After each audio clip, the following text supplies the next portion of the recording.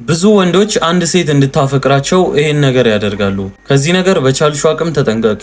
ወጥመድ ነው። እንደ ባሪያ አፍቅሮ እንደ ንጉስ ይፈቀራሉ። እንዴት እንደሆነ ልንገርሽ። መጀመሪያ ጊዜ ገና እንደተዋወቀሽ ይንከባከብሻል፣ ጊዜ ይሰጣሻል፣ በቀን 10 ይደውልልሻል፣ ስጦታዎችን ይገዛልሻል፣ በጣም ብዙ ነገሮችን ያደርግልሻል፣ 10 ቴክስት ያደርግልሻል፣ በጣም እንደሚፈልግሽ በተግባሩ ያሳይሻል። ይህንን ነገር ለተወሰነ ጊዜ ያክል ያደርጋል። አንቺም ይሄ ሲደረግልሽ የተፈቀርሽ መስሎሽ በዚሁ ደስታ ትቀጥያለሽ። ከአንቺ ሌላ ሴት እንደሌላ አድርጎ ነው የሚንከባከብሽ። በጣም ደስ የሚል ስሜት ሲሰማሽ ከተወሰነ ጊዜ በኋላ ይሄን ነገር ያቆመዋል። አንቺ አሁን ለምደሻል። እንክብካቤ ሲደውልልሽ፣ ሲለምንሽ፣ ፍቅሩን ሲገልጽልሽ ይሄን ነገር ለምደሻል። ያንን ነገር ማድረግ ያቆማል። ያን ነገር ማድረግ ሲያቆም ይሰማሻል፣ የገፋሽ ይመስልሻል። በቀጣይ አንቺ ያንን ነገር ለማግኘት ስትይ ከሱ ስር መከተል ትጀምሪያለሽ። ያኔ ራስሽን በፍቅር ወድቀሽ ታገኛለሽ ማለት ነው። እሱን እያልሽ እየለመንሽው የተለማመጥሽው ራስሽን ታገኛለሽ። ወጥመድ ነው። አብዛኛው ወንድ ይሄን መንገድ የሚጠቀመው የሆነች ሴት አፍቅራው እንድትሰቃይ ከፈለገ ብቻ ነው። ስለዚህ እስከሆነ ጊዜ እየተንከባከበሽ፣ ፍቅር እየሰጠሽ፣ እየደወለ ስጦታዎችን እየገዛልሽ፣ እያገኘሽ፣ እያስደስተሽ ከሆነ ጊዜ በኋላ ያንን ነገር ካቆመው ግራ እንዳይገባሽ፣